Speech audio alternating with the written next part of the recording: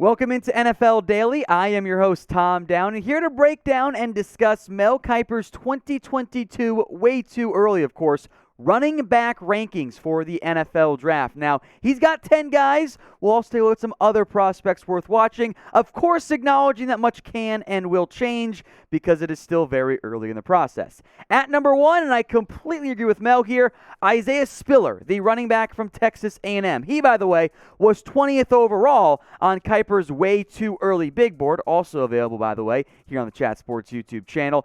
He's very explosive. He's powerful. The only thing that Spiller I really want to see more of this upcoming season is growth as a pass catcher. That's really the only thing I haven't seen a ton of so far in terms of Spiller. I want to see him be a little bit more dynamic in the pass catching area. As a runner, I don't have very many complaints. I want to see him get more touches. I want to see him get maybe 200, although at the same time, you bring down the volume, you have a longer lifespan in the NFL, etc. I got Spiller, though, as my number 1 prospect in the 2022 NFL Draft, at least at the running back position. I very much agree with Kiper there. Now, if you guys want more NFL Draft videos, do me a favor. Like this video. The bosses are never sold on doing NFL Draft stuff here this early in the offseason. But speak with your upvote button here. If you want more, like the video right now. Number 2, Breece Hall, and once again, I very much agree with this one here. Not too many surprises early on. A tackle-breaking machine whose level of production was truly nothing short of incredible. And he, by the way, despite having some question marks about just how fast he is overall, he offers plenty of pass-catching value as well. Of course, you've probably seen the stat line from Breece Hall. On an admittedly very massive workload, 279 carries, Hall had 21 touchdowns. It's just absolutely absurd. Now, with the pass-catching value, I think that helps make up for maybe some potential speed deficiencies there. I like Hall quite a bit. He's number 2 for me, so I very much agree there with Mel Kiper. But if you got Hall at number 1 or somebody else, I get it. Of course, it is super early. So with that in mind, let me know in the comments section who your number 1 running back prospect is as we sit right now for 2022. This is the pinned comment on today's video. So if you get the ad break here on YouTube, scroll on down and let me know. Number 3, our first surprise here, Ainias Smith, who is stuck behind Isaiah Spiller, and that is very much reflected in the workload that he's had.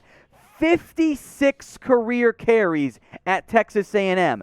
That is it. Now, he was a receiver early on, really, in his career, more than a running back. He had more catches his first year. 65 career there.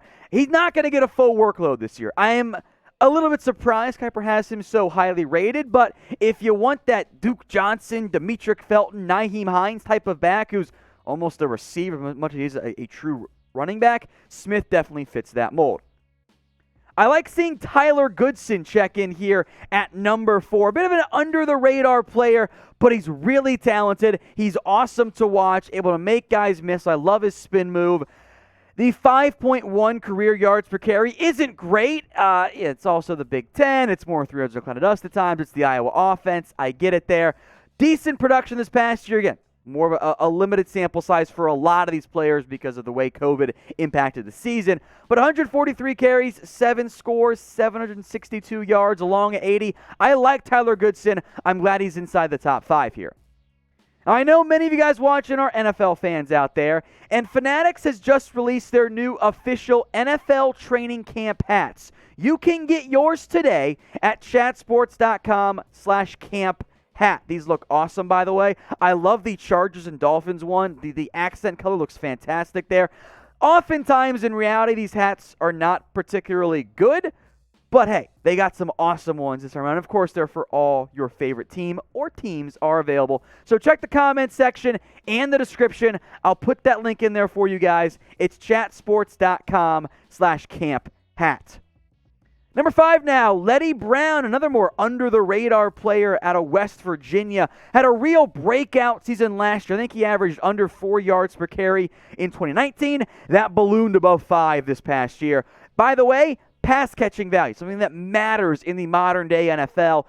31 catches. Now, if you haven't heard too much of Leddie Brown because you weren't watching a bunch of West Virginia football last year, I get it. No disrespect intended to WVU, but, in terms of the pecking order last year, they weren't that high.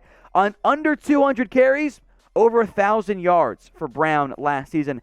That's pretty solid, plus you throw in 9 touchdowns, so a bit of a sleeper. I think top 10 is pretty fair, though, for him as we sit in the very early stages, of course.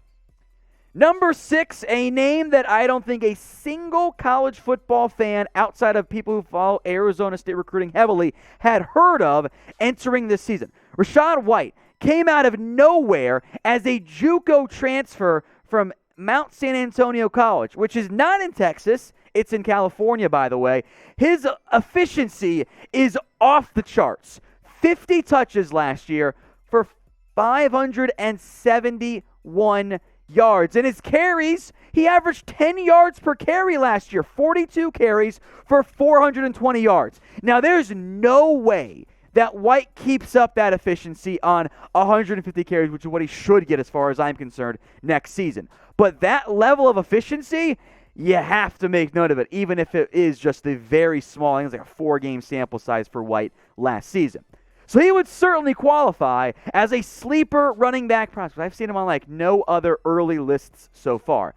But maybe you guys have one. Who is a prospect you think I should keep an eye out for? Get your votes in for me in the comments section. Jerrion Ealy now, and for some reason I always want to say early because it just flows better, but whatever. It's Ealy. Former 5-star recruit. He is a little bit undersized, but he's got, again, pass-catching skills. I am anticipating a breakout season as a junior for Ealy. Last season, under 150 carries, still went for nearly 750 yards, 9 touchdowns. I want to see a little bit more big play along the 39. It's not bad, but yeah, I kind of want to see a big-time home run play there. In general, I'm actually very excited about the Ole Miss offense with Matt Corral and Jerrion Ealy, even without Elijah Moore. But I am excited to see what Ealy does this season under that, what I think should be a high-powered Ole Miss offense.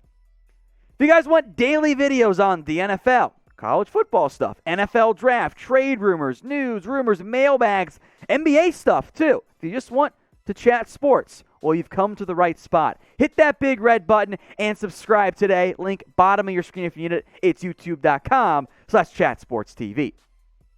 Number 8, let's go to Minnesota. Mohamed Ibrahim, who has been stuck in a pretty solid, at least collegiately wise, running back room for the Golden Gophers. 3 years of very solid production. Now, the big red flag, and why he's probably not higher than 8 on this list for Kiper at least, pass catching. 15 career catches. Got to see more of that for him to help his NFL draft stock, even though I think his hands are good enough. Now, 2020, 7 games, by the way. Had 200 carries, 15 touchdowns. You can do math. That's an obscene average of 2+ per game, and got to over 1,000 yards. Now, I actually do worry about the overall workload that he's had, but it's at least worth keeping an eye out for. Now, earlier I asked you who your number 1 prospect was, but who is your favorite? Doesn't have to be the thing that you think is the best, just the one that you enjoy the most. It can be the back from your favorite school. So get your votes in for me, your favorite running back prospect. To Zamir White, a former highly touted recruit, was supposed to be the next big Georgia running back in a long line of Nick Chubb and DeAndre Swift, etc. I don't think the expected breakout has really happened yet for Zamir White. Now, he wasn't bad last year. A lot of touchdowns, plenty of carries, not 1,000 yards yet. Needs to be much more involved in the passing game. The flashes have been, that 75-yard touchdown run was awesome, by the way. I want to see a little bit more consistency and a little bit more pass catching. And I think White's ranking of 9 right now could end up being way too low. Number 10, Kennedy Brooks. This is the last of Kiper's top 10. Opted out this past year, but has put up 1,000 yards in each of his first 2 seasons. A big reason why Trey Sermon had to leave Oklahoma, or at least chose to leave Oklahoma. You know, he and Ramondre Stevenson Brooks played just as much, if not more, and was more effective, if not, or just as effective, if not more so, than Stevenson. Both guys who went in this past year's NFL draft. So Oklahoma will probably use a rotation involving Brooks and Eric Ray. More on him in a second. But I like Brooks quite a bit. If he comes back and is the same guy we saw early in his career, he's going to get drafted for sure. Now, that was Kiper's top 10. Who did he disrespect? I got a bunch of other names I want to mention in what should be a pretty deep running back class if, of course, all these guys end up going pro. But let me know, which player do you think Mel Kiper's hating on right now? I won't spend too much time on these guys, just some shout-outs. Outside of Kiper's top 10, a bit surprised Brian Robinson did not crack that list. I think he's going to make it in the NFL. C.J. Verdell last year, entering 2021 season, was on Kiper's top 5.